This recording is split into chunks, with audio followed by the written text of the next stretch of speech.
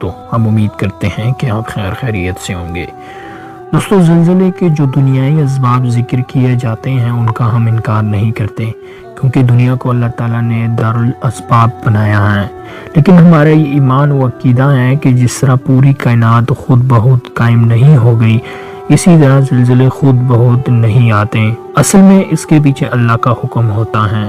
اللہ تعالیٰ کے ارشاد کا مفہوم ہے، لوگوں نے اپنے ہاتھوں جو کمائی کی اس کی وجہ سے خشکی اور تری میں فساد پھیلا، تاکہ انہوں نے جو کام کیے ہیں اللہ ان میں سے کچھ کا مزہ انہیں چکھائیں، شاید وہ باز آ جائیں۔ سورۃ الروم یعنی دنیا میں جو عام مصیبتیں لوگوں پر آئیں، مثال کے طور پر قحط، وبائی، زلزلے اور ظالموں کا تسلط، ان کا اصل سبب یہ تھا کہ لوگوں نے اللہ تعالیٰ کے احکامات کی خلاف ورزی کی اور اسی طرح یہ مصیبتیں اپنے ہاتھوں مول لی، اور ان کا ایک مقصد یہ تھا کہ ان مصائب سے دوچار ہو کر لوگوں کے دل کچھ نرم پڑے اور وہ اپنے برے اعمال سے باز آ جائیں۔ نبی اکرم صلی اللہ علیہ وسلم صحابہ کرام سے زلزلے آنے کے جو اسباب منقول ہیں ان میں سے چند حسب ذیل ہیں۔ لوگوں میں زنا، سود اور شراب کا عام ہونا، لوگوں کا گانے بجانے کو اپنا مشغلہ بنانا، اچھائیوں کا حکم اور برائیوں سے لوگوں کو روکنے کا عمل بند کر دینا، لوگوں کا ان برے اعمال کو صرف کرنا ہی نہیں بلکہ انہیں جائز اور وقت کی ضرورت سمجھنے لگنا۔ زلزلے آنے پر ہمیں اللہ کی طرف رجوع کرتے ہوئے اپنے گناہوں سے معافی مانگنی چاہیے، کثرت سے توبہ استغفار کرنا چاہیے اور بڑے گناہ خاص کر مذکورہ بالا گناہوں سے بچنے کا اہتمام کرنا چاہیے۔ کسی جگہ زلزلہ آنے یا سمجھ کر یہ اللہ کا عذاب ہے، زلزلے کی متاثرین کی مدد کرنا نہ چھوڑیے، بلکہ ان کی مدد کرنا ہماری دینی و انسانی و اخلاقی ذمہ داری ہے۔ اللہ تعالیٰ نے اپنے پاک کلام میں ایک ایسے زلزلے کا ذکر فرمایا ہے جس کے بعد دنیا ہی ختم ہو جائے گی۔ سورۃ الزلزل کا مفہوم، جب زمین اپنے بنپال سے جھنجھوڑ دی جائے گی اور زمین اپنے بوجھ باہر نکال دے گی اور انسان کہے گا کہ اس کو کیا ہو گیا ہے، اس دن زمین اپنی ساری خبریں بتا دے گی، کیونکہ تمہارے پروردگار نے اسے یہی حکم دیا ہوگا۔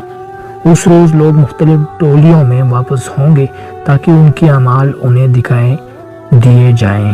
جس نے ذرا برابر کوئی اچھائی کی ہوگی وہ اسے دکھائے گا، اور جس نے ذرا برابر کوئی برائی کی ہوگی وہ اسے دکھائے گا۔ اب آئیے اللہ تعالیٰ نے قرآن کریم میں جو کہا ہے اس کو سمجھنے کی کوشش کرے۔ الفاظ کی تحقیق اعزا کے معنی ہے جب، لیکن جب اس طرح اعزا سے کسی چیز کا بیان کیا جاتا ہے تو کسی واقعہ کی یاد دہانی کرانا مقصود ہوتا ہے، یعنی اس وقت کو یاد رکھو، اس دن سے ہوشیار رہو جبکہ ایسا ہوگا۔ زلزلت زلزال سے ہے، یہ ہے معنی ہلا دیا جانا۔ الارض کے معنی زمین کے ہیں، یعنی اس وقت کو یاد کرو جب زمین ہلا دی جائے گی۔ زلزالہ سے معلوم ہوا کہ یہ عام زلزلہ نہیں بلکہ اپنی نوعیت کا منفرد زلزلہ ہوگا، جس کے بعد دنیا کا پورا نظام ہی درہم برہم ہو جائے گا اور اس کے بعد سارے لوگ دوبارہ زندہ کیے جائیں گے۔ قرآن و حدیث کی روشنی میں امت مسلمہ کا اتفاق ہے کہ 2 مرتبہ سورت پونکا جائے گا۔ پہلی مرتبہ سورت پونکنے کے بعد ساری دنیا ختم ہو جائے گی، اور دوسری مرتبہ سورت پونکنے کے بعد حضرت آدم علیہ السلام سے لے کر قیامت تک آنے والے تمام مردے زندہ ہو کر زمین سے اٹھیں گے۔ دوسری آیات سے معلوم ہوتا ہے کہ اس سورت میں دوسری مرتبہ سورت پونکنے کے وقت آنے والا دردناک زلزلہ مراد ہے۔ اسکال سکل کی جمع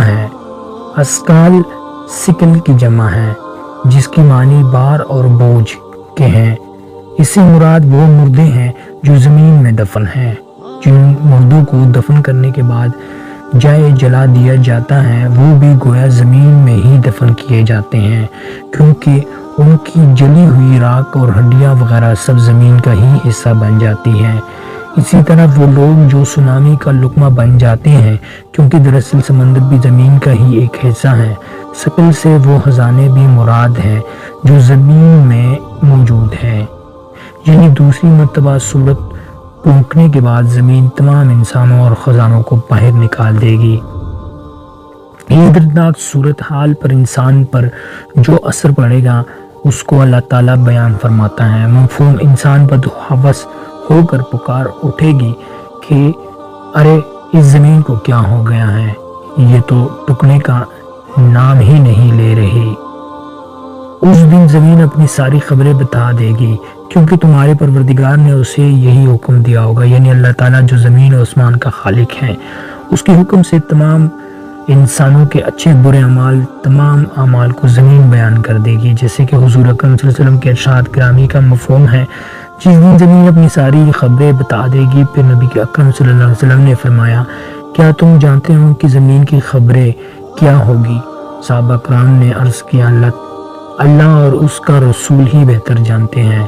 نبی اکرم صلی اللہ علیہ وسلم نے ارشاد فرمایا، زمین کی خبر یہ ہوگی کہ وہ ہر مرد اور ہر عورت پر گواہی دے گی کہ اس نے زمین پر کیا کیا عمل کیا ہے، اور وہ بتائے گی کہ فلاں شخص نے فلاں وقت میں فلاں کام کیا۔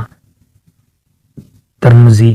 زمین اللہ کے حکم سے انسان کی پوری زندگی کے ہر ایک لمحے کا ریکارڈ دفتن نکال دے گی، اور انسان اس کو دیکھ کر ہکا بکا رہ جائے گا اور کہے گا کہ آج اس زمین کو کیا ہو گیا ہے۔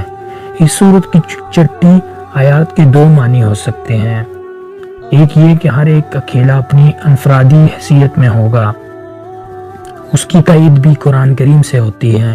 اللہ تعالیٰ کے ارشاد گرامی کا مفہوم ہے، ان میں سے ہر ایک قیامت کے دن اللہ تعالیٰ کے دربار میں اکیلا حاضر ہوگا۔ سورۃ مریم۔ دوسرے معنی یہ بھی ہو سکتے ہیں کہ وہ تمام لوگ جو 1000 برس کے دوران جگہ جگہ مرے تھے، زمین کے گوشے گوشے سے گروہ در گروہ چلے آ رہے ہوں گے، جیسے کہ اللہ تعالیٰ کے ارشاد کا مفہوم ہے، جس روز سورت پھونک دیا جائے گا تو تم فوج در فوج آ جاؤ گے۔ سورۃ الانبیاء۔ اس سورت کے 7ویں اور 8ویں آیات اوپر بیان کردہ آیات کی تفصیل بیان کر رہے ہیں کہ جس نے ذرا برابر بھی نیکی کی ہوگی وہ بھی اس کے سامنے آئے گی، اور جس نے ذرا برابر کوئی بھی برائی کی ہوگی وہ بھی اس کے سامنے آئے گی۔ یہاں یہ بات ذہن نشین کر لے کہ ہر مومن و کافر کی چھوٹی بڑی نیکی یا بدی اس کے سامنے آئے گی تو ضرور، لیکن اس کا قاعدہ کے مطابق آئے گی جو اللہ تعالیٰ نے قرآن کریم میں دوسرے مقامات پر ذکر فرمائی ہے، یعنی ایک مومن یہ دیکھے گا کہ اس سے نیکیوں کے ساتھ فلاں غلطیاں بھی صادر ہوئی ہیں، لیکن اللہ تعالیٰ نے اس کی فلاں نیکیوں کو ان کا کفارہ بنا دیا ہے۔ اسی طرح ایک کافر یہ دیکھے گا کہ اس نے برائیوں کے ساتھ ساتھ کچھ نیکیاں کام بھی کیے ہیں، لیکن اس کے وہ نیک کام، اس کے فلاں برے اعمال وہ عقائد کے سبب سے ختم کر دیے جائیں گے، یا ان کا دنیا میں ہی کوئی بدلہ دیا جائے گیا تھا، کیونکہ آخرت میں کامیابی کے لیے سب سے بنیادی شرط اللہ اور اس کے رسول پر ایمان لانا ہے۔